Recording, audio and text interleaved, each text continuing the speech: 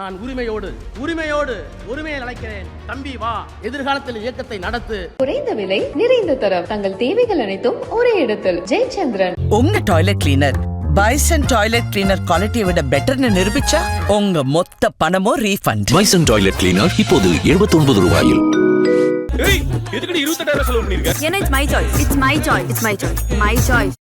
ஒரு அரை நூற்றாண்டுக்கு 5 ஆண்டுகள் குறைவு. 45 ஆண்டுகளுக்கு முன்னால் 1980வது ஆண்டு ஜூலை மாதம் 20ஆம் தேதி துவங்கப்பட்ட அணி இளைஞர் அணி. அந்த இளைஞர் அணியை துவக்கி வைத்த நேரத்தில் தலைவர் கலைஞர் அவர்கள் ஒரு முழக்கத்தை முன்வைத்தார். நாங்கள் பெரியாரின் பிள்ளைகள், அண்ணாவின் தம்பிகள். எங்கள் கால்கள் நடப்பதை நிறுத்தாது, நடந்து கொண்டே இருப்போம். எங்கள் கைகள் எழுதுவதை நிறுத்தாது, எழுதிக்கொண்டே இருப்போம். எங்கள் உதடுகளும் நாவுகளும் பேசுவதை நிறுத்தாது, பேசிக்கொண்டே இருப்போம். ஏனென்றால் நாங்கள் ஒரு மிகப்பெரிய அழுத்தமான கொள்கைக்கு சொந்தக்காரர்கள். நாங்கள் பெரியாரின் பிள்ளைகள், அண்ணாவின் தம்பிகள் என்று அந்த முழக்கத்தை முடித்தார். 45 ஆண்டு காலம் உருண்டோடி விட்டது. அன்றைக்கு சில 100 பேர். நான் பட்டப்படிப்பை துவங்கியிருந்த முதல் ஆண்டு. ஆனால் இந்த மேடையை இன்றைக்கு பார்க்கிறேன், இந்த மைதானத்தை பார்க்கிறேன். எவ்வளவு பெரிய எழுச்சி! இந்த இளைஞரணி எப்படி உருக்கொண்டு இன்றைக்கு ஆருயிர் இளவல் மாண்புமிகு உதயநிதி ஸ்டாலின் என்கின்ற அந்த இளம் தலைவரால் மிகப்பெரிய உயரத்தை, சிகரத்தை எட்டி இருக்கிறது. அந்த மாநாட்டிலே உரையாற்றுகின்ற வாய்ப்பினை தலைவர் எனக்கு வழங்கியிருக்கிறார்கள். அவர்களுக்கும் துணை முதலமைச்சர் அவர்களுக்கும் என்னுடைய நன்றியை முதலில் நான் தெரிவித்துக் கொள்கின்றேன். நான் இந்தியாவில் மட்டுமல்ல, உலகத்திலே தேடி பார்க்கிறேன். தமிழ்நாட்டில் 76,000 கிளைக்கழகங்கள். அந்த ஒவ்வொரு கிளைக்கழகத்திற்கும் ஒரு இளைஞரணி அமைப்பாளர், 3 துணை அமைப்பாளர், அதிலே மாத்திரம் 3 லட்சம் நிர்வாகிகள். எத்தனை பேர் உறுப்பினர் என்பதல்ல, ஒவ்வொரு கிளைக்கும் சேர்த்து தமிழ்நாட்டில் 3,04,000 பேர் இளைஞரினுடைய நிர்வாகிகள் இருக்கிறார்கள். 68,000 வாக்குச்சாவடிகள் இருக்கிறது. 68,000 வாக்குச்சாவடிக்கும் பாக முகவர்கள் இளைஞரின் சார்பில் இருக்கிறார்கள். சென்னை போன்ற பெருநகரங்களில் பாகத்தினுடைய பகுதி கழகத்தினுடைய நிர்வாகிகள் அவர்கள் ஒரு 2 லட்சம் பேர்.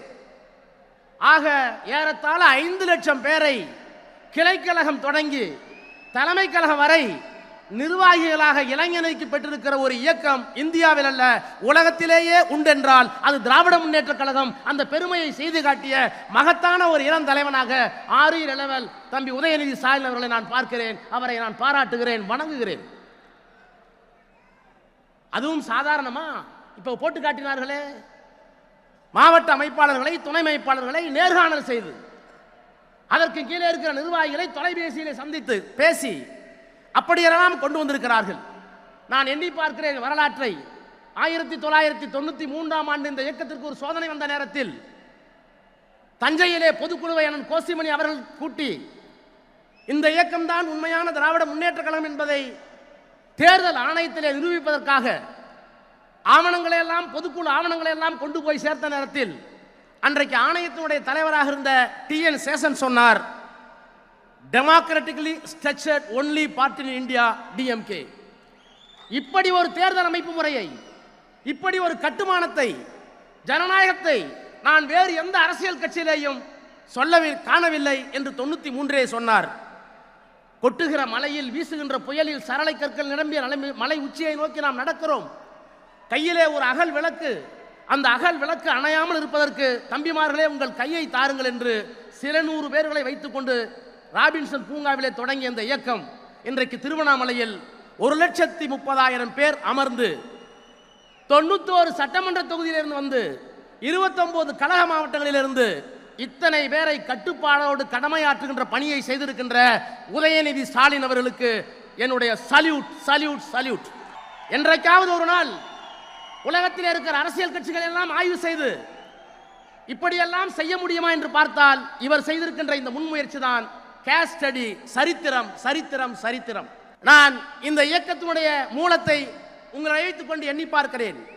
தந்தை பெரியார் இந்த இயக்கத்திற்கு தத்துவத்தை தந்தார். அண்ணன் வேலு அவர்கள் வரவேற்பை நிகழ்த்துகிற போது தந்தை பெரியாரை இந்த வடிவத்திலே பார்க்கிறேன் என்று சொன்னார். கலைஞர் சொன்னார், எரிமலையாய் சுடுதலாய் இயற்கை கூத்தாய் இறைவனுக்கே எதிர்ப்பு சொன்ன இங்கர்சாலாய் ஏனென்று கேட்பதிலே வைர நெஞ்ச வாழ்த்தேராய் எப்போதும் பேசுவதில் ஏதர்ஸ் நகர் இங்கர்சாலாய் எம் தந்தை வாழ்ந்திட்டார். பம்பரமும் ஓய்வு வரும் சுற்றிய பின் ஆனால் படுகளமாய் போன பின்னும் சுற்றி வந்தார் என்று தந்தை பெரியார் இந்த மண்ணில் சுற்றி வந்தார். அண்ணா ஆட்சி பொறுப்புக்கு வந்து விட்டார் அந்த தத்துவத்தை முன்வைத்து. ஆனால் அப்போது பெரியாருக்கு மனசலிப்பு ஏற்பட்டது. ஏன் வாழுகிறோம் என்கின்ற அந்த விரக்தி ஏற்பட்டது. விடுதலையிலே எழுதினார், புற்றுநோயால் பாதிக்கப்பட்ட பேரறிஞர் அண்ணா அமெரிக்காவில் இருந்தார். பதறி போய் சொன்னார், தலைவர் அவர்களே உங்களுக்கு ஏன் மனசலிப்பு?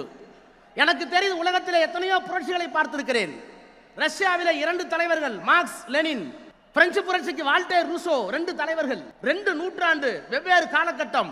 தத்துவத்தை தந்தது ஒருவர், அதை அரியணை ஏற்றவர் இன்னொருவர். ஆனால் எனக்கு தெரிந்த ஒரு தத்துவத்தை ஒரு தலைவன் சொல்லி அவருடைய வாழ்நாளிலேயே அந்த தத்துவம் வெற்றி பெற்ற வரலாறு உங்களுக்கு மட்டும்தான் இருக்கிறது, ஏன் உங்களுக்கு சோர்வு என்று கேட்டவர் பேரறிஞர் அண்ணா.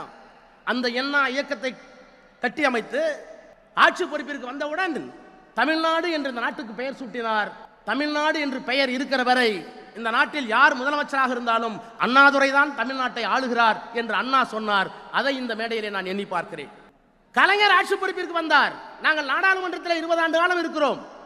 தமிழுக்கு செம்மொழி மட்டுமல்ல, பெண்ணுக்கு சொத்துரிமை மட்டுமல்ல, ஆட்சியிலே அவர் எப்படி பணியாற்றினார், கொள்கையிலே எப்படி பணியாற்றினார்.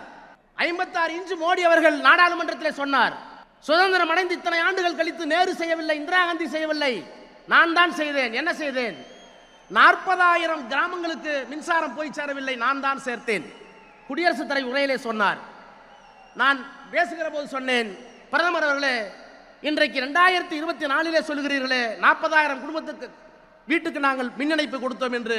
1971 எல்லா கிராமத்திற்கும் மின்சாரத்தை கொண்டு போய் சேர்த்த ஒரு தலைவன் கலைஞர் என்கின்ற அந்த தலைவன், மகத்தான தலைவனை தலைவராக பெற்ற இயக்கம் இந்த இயக்கம் என்று சொன்னேன். இப்படி பெரியார், அண்ணா, கலைஞர் இந்த தத்துவங்களை எல்லாம் தாங்கி இருக்க நம்முடைய தலைவர் இங்கே இருக்கிறார். சுருக்கமாக சொன்னால் திராவிட மாடல் அரசை இயக்கி கொண்டிருக்கிறார். பெரியார் தனிநாடு கேட்டார், திராவிட நாடு கேட்டார், தமிழ்நாடு கேட்டார். அண்ணா திராவிட நாடை கைவிட்டு விட்டு தனித்தமிழ் நாட்டை கைவிட்டு விட்டு மாநில சுயாட்சி கேட்டார். மாநில சுயாட்சிக்காக தீர்மானம் போட்டார் கலைஞர். தனிநாடு கேட்டவர் பெரியார், மாநில சுயாட்சி வேண்டியவர் அண்ணா, தீர்மானம் போட்டவர் கலைஞர். தீர்மானத்தோடு நிற்கவில்லை. இன்றைக்கு மாநிலத்துடைய உரிமைகள் பறிக்கப்படுகிற போது நீட்டாக இருந்தாலும் ஏற்றுக்கொள்ள மாட்டோம்.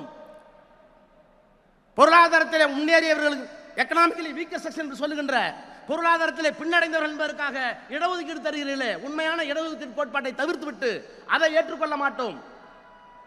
விஸ்வகர்மா என்ற ஒரு திட்டம், அந்த திட்டத்தை நாங்கள் ஏற்றுக்கொள்ள மாட்டோம். நாடாளுமன்றம் இயக்கிற சட்டத்தை ஏற்றுக்கொள்ள மாட்டோம். Political will of the reflected in the parliament. ஆனால் எங்கள் சட்டமன்றத்தில் இந்த ஆட்சியினுடைய நாயகர், நாங்கள் ஒப்புக்கொள்ள மாட்டோம் உங்கள் சட்டங்களை, நாங்கள் out of control of Delhi என்று சொல்லுகின்ற ஆற்றல் மிக்க ஒரு தலைவன் இந்தியாவில் யார்? இவரை தவிர. இத்தனை பெருமைக்கும் சொந்தக்காரர். இன்றைக்கு அவருடைய மகன் இங்கே இந்த இயக்கத்தை வழிநடத்த இருக்கிறார், தமிழ்நாட்டை வழிநடத்த இருக்கிறார். நான் அவரை தலைமை தாங்கி நடத்த வேண்டும், தகுதி உங்களுக்கு இருக்கிறது சொல்வதற்கு காரணம் என்ன? கலைஞரின் பேரன் என்பதற்காக மட்டுமா? முத்துவேல், கருணாநிதி, ஸ்டாலின் என்ற மகத்தான மனிதனுடைய பிள்ளை என்பதற்காக மட்டுமா? அவையெல்லாம் ரெலவென்ட் ஃபேக்டர்ஸ், தொடர்புக்குரிய காரணிகள். அதையும் தாண்டி ஆட்சியையும் கட்சியையும் வழிநடத்தக்கூடிய ஆற்றல் எதிர்காலத்தில் அவருக்கு உண்டு. அவர் ஆட்சியில் இருக்கிற ஆற்றிய பணியா? என்னென்ன பணிகளை ஆற்றியிருக்கிறார்? தமிழ்நாடு சாம்பியன் ட்ரஸ்ட், விளையாட்டுத்துறையை வைத்துக் கொண்டு இத்தனை சாதனைகளை செய்த ஒரு அமைச்சரை நான் இந்தியாவிலேயே பார்த்ததில்லை. நெடுஞ்சாலை போடுகிறார் வேலு என்றால் ஒப்புக்கொள்ளலாம். எல்லா ஊருக்கும் தண்ணீர் வருகிறது என்றால் நான் நேருவை ஒப்புக்கொள்ளலாம். எல்லா கிராமத்திற்கும் தண்ணீர் போகிறது என்றால் ஐபிஐ ஒப்புக்கொள்ளலாம். இவையெல்லாம் தெரிந்த துறைகள். ஆனால் விளையாட்டுத் துறையில் இவ்வளவு விந்தைகளை செய்யக்கூடிய ஆற்றலை பெற்ற ஒரு அமைச்சரை, தம்பி, உங்களைத்தான் நான் பார்க்கிறேன். எத்தனை திட்டங்கள்! தமிழ்நாடு சாம்பியன் ட்ரஸ்ட், போட்டிக்கு போவதற்கு முன்பாகவே ஊக்கத்தொகை, தேசிய முதல் ஒலிம்பிக் வரை யார் பதக்கம் பெற்றாலும் அவர்கள் அழைத்து வந்து பதக்கம். எலைட் ஸ்போர்ட்ஸ் பர்சன் ஸ்கீம், உலக போட்டியா ஒலிம்பிக் போட்டியா எல்லா செலவையும் நாங்கள் ஏற்றுக்கொள்கிறோம். இன்டர்நேஷனல் மெடல் ஸ்கீம், 12 லட்சம் ரூபாய் ஒரு வீரனை தயார் செய்வதற்கு. சாம்பியன் டெவலப்மெண்ட், 20 வயதிற்கு உட்பட்டவர்களை எதிர்காலத்தில் தயார் செய்வதற்கு திட்டம். இதையெல்லாம் கூட நான் ஏற்றுக்கொள்கிறேன். சாதாரண சிந்திப்பிலே கூட வந்திருக்கக்கூடும். தலைவருக்கு பரிசு இருக்கிறீர்களே, அவரிடத்திலே சொல்லி இன்னொரு வேலையை செய்தீர்களே. உள்ளாட்சி துறையில் இன்றைக்கு நான் பெரம்பலூரில் இருந்து கிளம்பினேன். கை கால் இரண்டும் நடக்க முடியாமல் குழந்தை போல ஒருவர் நடந்து வந்தார். ஏனையா சொல்லியிருந்தால் நான் வந்து மனு வாங்கியிருப்பேனே, கையில் இருக்கிற மனுவை என்று கேட்டேன். நான் மனு கொடுக்க வரவில்லை, நான் ஒரு பட்டதாரி ஆசிரியர். பிறகு எதற்காக வந்தேன் என்று கேட்டேன். ஒரு லேமினேட் செய்யப்பட்ட காகிதத்தை காட்டினார். உள்ளாட்சி அமைப்பில் நான் இன்றைக்கு ஒரு கவுன்சிலராக ஆக்கப்பட்டிருக்கிறேன். அதற்கு காரணம் உதயநிதி ஸ்டாலின் தன்னுடைய தந்தையிடத்தில் சொல்லி எனக்கு வாங்கி கொடுத்திருக்கிறார். நான் பார்க்கிறேன். நொண்டி என்றார்கள், முடம் என்றார்கள், குருடன் என்றார்கள், செவிடன் என்றார்கள். ஐநா மன்றம் அவர்கள் அப்படி சொல்லக்கூடாது, மாற்றுத்திறனாளி என்று சொல்லி சொன்னது. ஐநா சொன்ன அந்த கட்டளையை தமிழ்நாட்டில் இருக்கிற எந்த முதலமைச்சரும் பார்க்கவில்லை, கேட்கவில்லை, நிறைவேற்றவில்லை. ஆனால் கலைஞர் என்ற மகத்தான மனிதர் தான் இந்தியாவில் அவர்களை மாற்றுத்திறனாளி என்று அழைத்தது மட்டுமல்ல, அவர்களுக்கு ஒரு தனி துறையை உருவாக்கினார். அவருடைய பேரன் இன்றைக்கு உள்ளாட்சி அமைப்புகளில் தேர்தல் இல்லாமல் மாற்றுத்திறனாளி ஒரு உள்ளே போகிறார். இப்போது சொல்லுங்கள், கலைஞருக்கு, மாண்புமிகு முதலமைச்சருக்கு அவர் ரத்தத்திற்கு மட்டுமா வாரிசு? இல்லை, அவர்கள் கொண்டிருக்கிற லட்சியத்திற்கு வாரிசு. இத்தனையும் செய்திருக்கிறார் ஆட்சியில். இதற்காக கூட உங்களை நான் தலைவர் என்று சொல்ல எத்தனிக்க மாட்டேன். இவையெல்லாம் எல்லா அமைச்சர்களும் செய்யலாம். உங்களை எங்கே பார்க்கிறேன்? சனாதனத்திற்கு மண்டியிட மாட்டேன் என்று சொன்னீர்களே. உச்ச நீதிமன்றத்திலே ஒரு வழக்கு, இந்தியாவில் 20க்கும் மேற்பட்ட உயர் நீதிமன்றங்களில் வழக்கு. பயந்தாரா? என்ன செய்ய போகிறோம் என்று திகைத்தாரா? சிறை என்றால், சிலுவை என்றால் தூக்கி திரும்பதற்கு எத்தனை பேருக்கு முடியும்? எதிர்த்து நின்றார். மண்டியிட மாட்டேன், கொள்கையோடு இருப்பேன். அந்த தலைவா, அதற்காக உன்னை நான் நிற்கிறேன். பொய்ப்பெட்டி என்றும் பாசறை என்றும் ஆரம்பித்தீர்களே. முரசொலியில் பாசறை பக்கம் யார் கொடுத்த ஐடியா தெரியலையே. பொய்ப்பெட்டி திராவிட முன்னேற்ற கழகத்தின் மீது, பெரியார் மீது, அண்ணா மீது, கலைஞர் மீது, முதலமைச்சர் மீது, தத்துவங்கள் மீது பொய் புகார்கள், அவதூறுகளை பேசிய நேரத்தில் அதற்கு பொய்ப்பெட்டி என்று பெயர் கொடுத்து நாடறிந்த பேச்சாளர்களை அழைத்து வந்து அவர்களுக்கெல்லாம் விளக்கம் சொன்னீர்களே. அந்த விந்தையை உங்களுக்கு யார் கற்றுக் கொடுத்தது? பாசறை பக்கம், முரசொலியில் கடைசி பக்கம் உழைத்தவர்கள் யார்? அவர்கள் சொன்ன சிந்தனை என்ன? அந்த சிந்தனையை எப்படி வரையறுத்தார்கள்? அவர்கள் போட்ட தடத்தில் நாம் எப்படி நடந்து போவது? இதற்கு ஒரு பக்கம் யார் கொடுத்தார்கள்? அறிவின் மீது தாகம், லட்சியத்தின் மோகம். ஒரு சட்டமன்ற தொகுதிக்கு ஒரு லைப்ரரி, புத்தகத்தை படியுங்கள். முத்தமிழ் அறிஞர் பதிப்பகம். கார்ல் மார்க்ஸை பார்க்கிறேன், சிறு புத்தகமாக வருகிறது. பெரியாரை பார்க்கிறேன், அண்ணாவை பார்க்கிறேன், ட்ராக்ஸியை பார்க்கிறேன். மார்க்சியம் பேசுகிறது. யார் அம்பேத்கர், யார் சாதி ஒழிப்பு, இத்தனைக்கும் சிறு நூல்கள். முத்தமிழறிஞர் பதிப்பகம். அதை யார் உங்களுக்கு சொன்னது? அது மட்டும்தானா? முடிக்கிறேன். கருத்தரங்கம், புத்தக கண்காட்சி. ஆண்டவனுக்கு திருவிழா இந்த மண்ணில் நடக்கிறது. ஆனால் அறிவுக்கு திருவிழாவை நடத்திய ஒரே அரசியல் தலைவன் நீ மட்டும்தான், நீ மட்டும்தான். ஒன்றை சொல்லி முடிக்கிறேன். பாப்லோ நெருடோ என்ற ஒரு கவிஞன் இலக்கியத்திற்கு நோபல் பரிசு பெற்றான். சிவப்பு சந்தனையில் தன்னை ஊர்கரித்துக் கொண்டான். கம்யூனிஸ்ட்காரன்.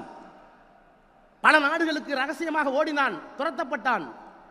அவன் மறைவதற்கு முன்னால் நீங்கள் என்ன சொல்ல விரும்புகிறீர்கள் என்று கேட்டார்கள். அவன் சொன்னான், தத்துவ ஆறு தலைமுறையை தாண்டி பயணிக்கிற போது, ஒரு தத்துவ ஆறு, ஒரு இயக்கத்தின் தத்துவ ஆறு தலைமுறையை தாண்டி பயணிக்கிற போது, தலைமுறை மாற்றம் வருகிற போது, கரையை கெட்டிப்படுத்தி காவல் காக்கிற காவலன் எவனோ அந்த காவலன் தான் அந்த இயக்கத்திற்கு தலைவன் என்று சொன்னான். தத்துவ ஆறு ஓடிக்கொண்டே இருக்கிறது. அந்த தத்துவ ஆற்றை கரையை பலப்படுத்தி கொண்டிருக்கிறீர்கள். பாப்புலோ நெருடோ சொன்னான், அந்த காவலன் தான் தலைவன் என்று. நான் உரிமையை அழைக்கிறேன். தம்பி வா, எதிர்காலத்தில் இயக்கத்தை நடத்து. வாழ்க, வெல்க. நன்றி, வணக்கம். குறைந்த விலை, நிறைந்த தரம், தங்கள் தேவைகள் அனைத்தும் ஒரே இடத்தில். ஜெயச்சந்திரன். உங்க toilet cleaner bison toilet cleaner குவாலிட்டியை விட பெட்டர்னு நிரூபிச்சா உங்க மொத்த பணமும் ரீஃபண்ட். பைசன் டாய்லெட் கிளீனர் இப்போது 79 ரூபாயில். ஏன்னா it's my choice. It's my choice. It's my choice. My choice.